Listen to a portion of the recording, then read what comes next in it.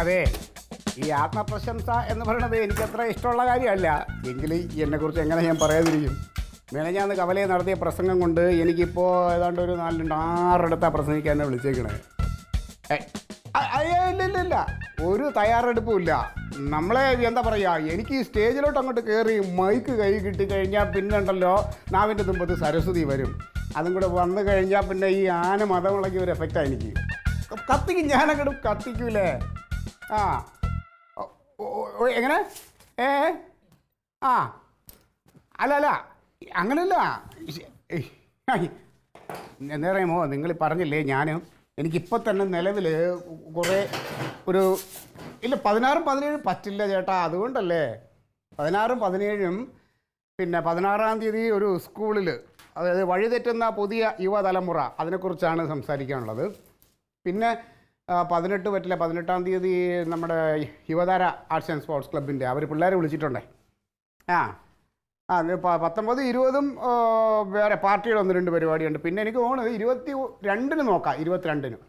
അന്നാണെങ്കിൽ കുഴപ്പമില്ല. അന്നത്തേക്ക് പറ്റി. ഞാൻ വേണമെന്നുണ്ടെങ്കിൽ നിങ്ങൾ അന്നത്തേക്ക് വെക്ക്. അതെയാ? മതി. ഞാൻ അങ്ങനെ പൈസയ്ക്കൊന്നും പ്രസംഗിക്കാൻ പോണല്ല. നമ്മളിൽ നിന്ന് എന്തെങ്കിലും ഒരു നല്ല കാര്യം പൊതുജനങ്ങൾക്ക് കിട്ടണമെങ്കിൽ അതുകൊണ്ട് നാട് നന്നായിക്കോട്ടെ, അല്ലാണ്ട് വേറെ ഒന്നുമില്ല. പിന്നെ നിങ്ങൾ വണ്ടി വിട്ട് തരിക. ഉവ്വ ശരി. നോട്ടീസിൽ ഒരു കാര്യം ചെയ്യും. തീപ്പൊരി ക്ലീറ്റോ എന്ന് പറഞ്ഞു കൊടുത്തു. തീപ്പൊരി ക്ലീറ്റസിൻ്റെ പണ്ട് എന്നെ അങ്ങനെ വിളിച്ചിരുന്നത്. ഞാൻ വേദികളിലേക്ക് തീപ്പൊരി പ്രസംഗമായിരുന്നു. ഉവ്വ ശരി, ഓക്കെ. അപ്പോൾ നോട്ടീസായിട്ട് എന്നെ അറിയിച്ചാൽ മതി കേട്ടോ. ശരി, ഓക്കെ. ഈ ആൾക്കാരുടെ ഓരോരോ കാര്യങ്ങളെ 16-ാം തീയതി 17 ഇപ്പം നിലവിലുള്ളത് 18, 19, 20, പിന്നെ 21 ഇപ്പം ഇവന്മാർക്ക് കൊടുക്കാമെന്ന് പറഞ്ഞു. 21-നല്ലേ ഞാൻ മറ്റേ ഒരു അല്ല 21-ന് ഇല്ല, അത് 22 ഇതിപ്പോൾ എന്നോട് ചോദിക്കുകയാണ് ഞാൻ എന്തെങ്കിലും മുൻകൂട്ടി തയ്യാറാക്കി വെച്ചിട്ടുണ്ടോ ഈ പ്രസംഗം എന്ന്. ഇതൊക്കെ നമ്മുടെ രക്തത്തിൽ അലിഞ്ഞു കിടക്കണതാണ്. ദൈവന്മാർക്കും എല്ലാം അറിയാമോ? ഇത് നമ്മൾ എനിക്ക് എന്നീ പറഞ്ഞില്ലേ, സ്റ്റേജിൽ കയറി കഴിഞ്ഞാൽ പിന്നെ എന്നെ പിടിച്ചാൽ കിട്ടില്ല, എന്താണെന്നറിയില്ല. അതുകൊണ്ട് ഈ പ്രസംഗം എന്ന് പറയുന്നത് ഒരു കലയാണ്. അത് അതിൻ്റെതായ രീതിയിൽ അവതരിപ്പിച്ച് കഴിഞ്ഞാൽ നമ്മൾ കണ്ടില്ലേ ഇപ്പോൾ എന്നോട് ഇപ്പോൾ എങ്ങനെ ഇനി അടുത്ത മാസവും ഇതുപോലെ വേറെ കിട്ടുമോ? പിന്നെ ഞാനതൊന്നും പ്രതീക്ഷിച്ച് പോകണമെന്നല്ല. പിന്നെ അവരെന്തെങ്കിലുമൊക്കെ തരും, തന്നാലും ഞാൻ വാങ്ങൂലടി പലയിടത്തും. എന്തിനാ നമ്മൾ വെറുതെ ആ നക്കാപ്പിച്ച മേടിക്കണ? വണ്ടി വിട്ടു കൊടുക്കാൻ വേണം. ഞാനൊരു കാര്യം പറയട്ടെ ക്ലീറ്റോ. എന്തേ?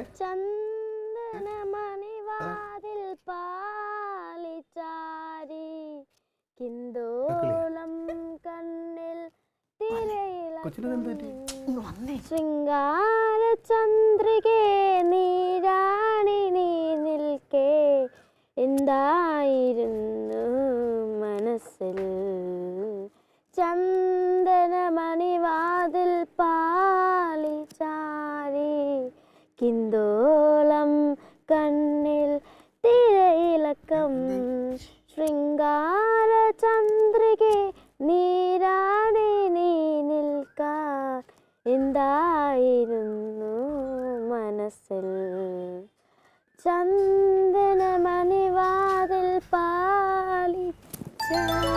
ഇതെപ്പോ പഠിച്ച ഈ പാട്ട്? ഇത് പുതിയതാണല്ലോ. ഡാഡിയുടെ ഫോണിൽ നിന്ന് നല്ല രസമുണ്ട്. ബാക്കി പാട്. ബാക്കി അറിഞ്ഞൂടെ, എത്ര അറിയോ?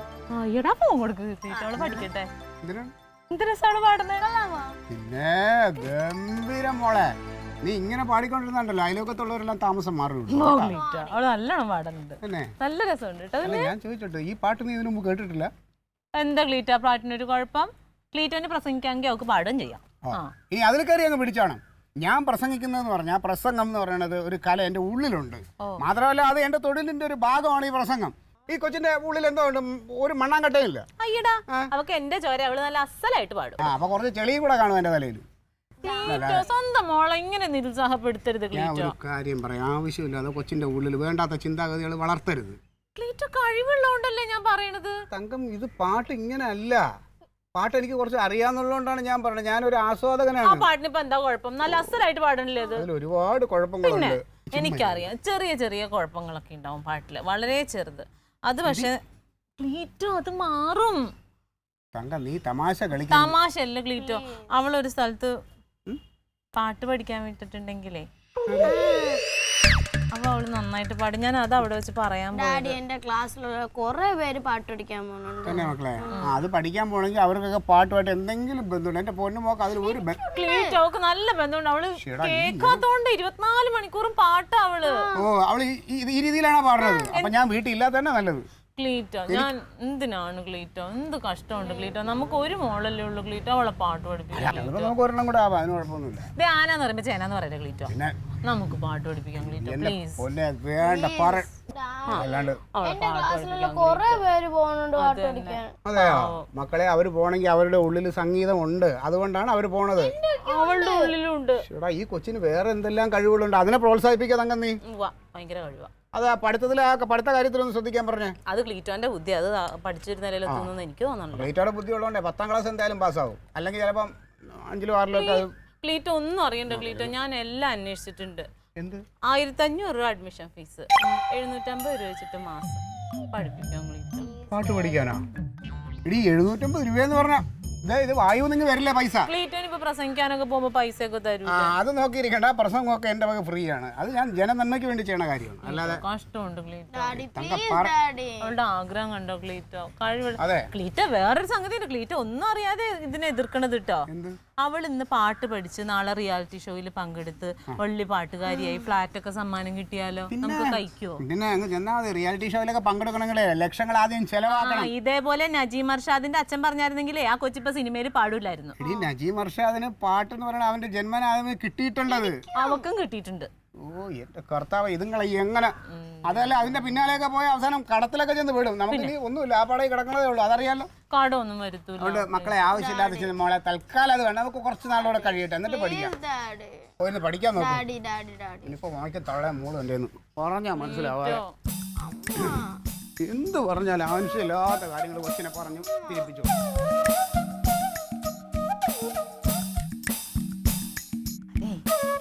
ഡാഡിയുടെ കയ്യിൽ ഇപ്പോൾ പൈസ ഇല്ലാത്തതുകൊണ്ടാണ് ഡാഡി ഇങ്ങനെ എതിർക്കുന്നത്, അല്ലാതെ മോന് പാടാൻ കഴിവില്ല എന്നിട്ടൊന്നുമല്ല. എൻ്റെ മോൻ നല്ലോണം പാടുന്നുണ്ട്. ആ കുഞ്ഞൊരു കാര്യം ചെയ്യും, മോന് വേറെ ഏത് പാട്ടറിയാവുന്നേ? എനിക്ക് എന്നും ഞാൻ എൻ്റെ മുറ്റത്തറിയാം മിന്നിങ്ങും മിന്നാ മിനിങ്. ആ 2 പാട്ടും കൂടി ചെന്ന് കേൾപ്പിച്ചു കൊടുക്കും, അപ്പോൾ ഡാഡി സമ്മതിക്കും. സമ്മതിക്കോ?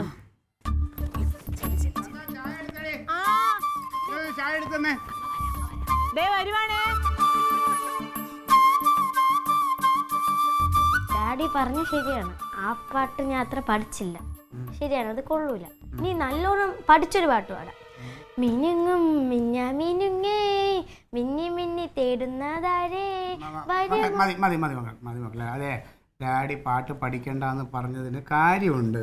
എനിക്കറിയാം ഡാഡിക്ക് പൈസയൊന്നും ഇല്ലാത്തോണ്ടല്ലേ, ഒരു വരുമാനം ഇല്ലാത്തോണ്ടല്ലേ. കുഴപ്പമില്ല, കുഴപ്പമില്ല. പൊന്നു മോളെ അതല്ലടി ഡാഡി പറഞ്ഞത്. അത് എന്തെന്നറിയാമോ, നമുക്ക് പാട്ടിന് പകരം ഡാൻസ് പഠിക്കാൻ പോയാലോ? ഇല്ല ഡാഡിക്ക് വരുമാനമൊന്നും ഇല്ലാതെ എങ്ങനെ പോകും? ഞാനായിട്ട് ഡാഡിയെ ബുദ്ധിമുട്ടുണ്ട്. എടി അതെ പറയണേക്ക്, നിനക്ക് കരാട്ടെ ഭയങ്കര ഇഷ്ടമല്ലേ? നീ അന്നേ പറഞ്ഞല്ലോ. വേണ്ട ഡാഡി, എനിക്ക് മാമിയും അമ്മമ്മയൊക്കെ ഉണ്ടായിരുന്നെങ്കിൽ എന്നെ വിട്ടാണ്. ഇപ്പൊ ഡാഡിക്ക് ഒരു വരുമാനം ഇല്ലല്ലോ. കുഴപ്പമില്ല, മക്കളെ അതെ ഡാഡിയെ വിഷമിപ്പിക്കരുത്. ഡാഡി ഇപ്പോൾ ഒരു നല്ല കാര്യത്തിനൊക്കെ പോവാനായിട്ട് നിൽക്കുകയാണ്. ഒരു കാര്യം ചെയ്യ ചക്കര മോള് അവിടെ ഇപ്പൊ പോയിരുന്ന ഡാഡി ഒന്ന് ആലോചിക്കട്ടെ. തക്കളി ഡാഡിക്ക് വരുമാനം കുഴപ്പമില്ല. എന്റെ പൊന്നു മോള് ഇപ്പൊ പോയിരുന്ന് പഠിക്കും, നമുക്ക് വഴി ഉണ്ടാക്കാം. പറയണേക്ക് തക്കളി, ഡാഡി എന്നെ ദേഷ്യം പിടിപ്പിക്കരുത്. കുഴപ്പമില്ല, എനിക്ക് പോണ്ട. ഡാഡി എന്റെ പൊന്നു മോളെ നീ പോയേ പോണ്ട.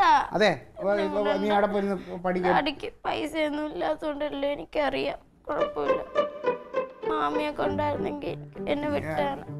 നീ ഒരു കാര്യം ചെയ്യ്, പറയണേക്ക് പൊക്കോ, അങ്ങോട്ട് പോ. പോയിന്ന് പഠിക്കേ തക്കളി, പോ.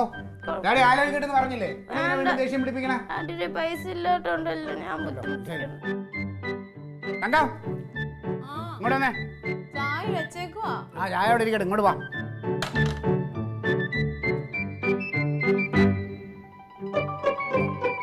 ഇങ്ങോട്ട് നീങ്ങുന്നേ, ഇങ്ങോട്ട് വന്നിരിക്കാൻ. ഇവിടെ നിൽക്കൂ, ഞാനൊന്ന് കാണട്ടെ. അതെ ഞാൻ കൊച്ചിനെ പാട്ട് പഠിക്കാൻ പോകണ്ടെന്ന് പറഞ്ഞാൽ അതിൽ കാര്യമുണ്ട്, അതിൻ്റെതായ ഒരു കാര്യമില്ല. ഒരു കാര്യമില്ല നീ പറഞ്ഞാൽ മതിയോ? അതിനെ പറഞ്ഞ് മനസ്സിലാക്കാന്നുള്ള അല്ലാതെ അതിനിടയ്ക്ക് അതിന് ഉള്ളിൽ വിഷം കുത്തി കയറ്റുകയാണ്. ഞാനെന്ത് പറഞ്ഞു? നീ എന്ത് പറഞ്ഞു? നീ ഒന്നും പറഞ്ഞില്ലടി. ഞാൻ പറഞ്ഞില്ല. ആഹാ, ഒന്നും പറഞ്ഞില്ല. ഇപ്പം 2 മിനിറ്റ് കൊച്ചിൻ്റെ അടുത്ത് സംസാരിക്കണതിൻ്റെ ഇടയിൽ ഒരു 10 പ്രാവശ്യം പറഞ്ഞു ഡാഡിക്ക് വരുമാനം ഇല്ലാത്തതുകൊണ്ടാണ്, ഡാഡിക്ക് വരുമാനം ഇല്ലാത്തതുകൊണ്ടാണെന്ന്. എനിക്ക് വരുമാനം ഉണ്ടോ ഇല്ലയോ എന്ന് എനിക്ക് അറിഞ്ഞൂടെ? അറിയാലോ. ഇല്ലല്ലോ. ആ, ഇല്ലല്ലോ, ഇല്ലാന്ന് അറിയാമല്ലോ. പിന്നെ എന്തിനാണ് അതിങ്ങനെ വിളിച്ചു കൂടത്? കൊച്ചിൻ്റെ മനസ്സിൽ ആ വിഷം കുത്തി വയ്ക്കുകയാണ്. അത് ഞാൻ പറഞ്ഞില്ല ക്ലീറ്റോ. ആ, നീ പറഞ്ഞില്ല, നീ പറയാത്തത് പറയൂലോ. ഡാഡി എന്നൊക്കെ പറഞ്ഞാൽ കൊച്ചിൻ്റെ മനസ്സിലൊരു ഇമേജ് ഉണ്ട്, അതിനങ്ങ് തകർക്കുകയാണ് പാടെ. ഇപ്പൊ എന്താ പ്രശ്നം? അവൾക്ക് പാടാൻ നല്ല ആഗ്രഹമുണ്ട്, കഴിവുണ്ട്. അതുകൊണ്ട് ഞാനൊന്ന് പറഞ്ഞു പോയി പാട്ട് പഠിപ്പിക്കണമെന്ന്. അതിനുള്ള വരുമാനം നമുക്കില്ലാത്തതുകൊണ്ട് പഠിപ്പിക്കേണ്ട, തീർന്നല്ലോ. ഇത് തന്നെയാണ് കൊച്ചിത്രയും നേരം എന്നോട് പറഞ്ഞത്. നീ പറഞ്ഞു കൊടുക്കാതെ അത് പറയൂലോ കേട്ടോ. ഞാൻ ചായ അതെ, അവിടെ നിന്ന് ഇനിയിപ്പോ ഈ തന്ത എതിര് നിന്നുകൊണ്ട് കൊച്ചിൻ്റെ മറ്റേ എന്താണ് കലാഭാവി നഷ്ടപ്പെടുത്തി എന്നുള്ളൊരു പേര് ദോഷം കേൾക്കാൻ ഞാൻ ആഗ്രഹിക്കുന്നു. അതുകൊണ്ട് അമ്മയും മോളും കൂടെ പാട്ടിനാ കൂതിനാ എന്തിനു വേണമെന്ന് പറഞ്ഞാൽ തയ്യാറായിക്കോ. ഇനി ഞാനായിട്ട് തടസ്സം നിൽക്കണില്ല. സമ്മതിച്ചോ? നല്ല മനസ്സിൽ പറഞ്ഞു. അയ്യോ, എൻ്റെ മനസ്സിന് ഒരു കുഴപ്പമില്ല.